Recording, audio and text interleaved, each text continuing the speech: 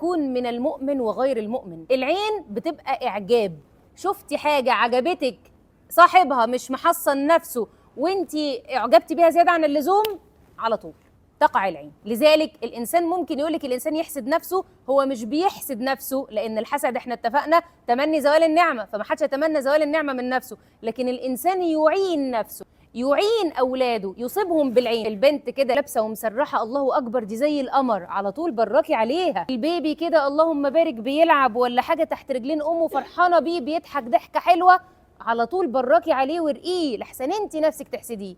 انت نفسك ما شاء الله لابسه لبس جميل ولا متظبطه ولا عامله حاجه، تبصي كده على نفسك معجبه او حابه نفسك في شيء معين، عملتي شغل انجزتي فيه، على طول حصني نفسك. ليه؟ لان الانسان قد يعين حبايبه. في فرق بينهم في المعنى، لكن ما فيش فرق بينهم في التاثير للاسف الشديد. التاثير على المعيون والمحسود واحد. انا قلبي صافي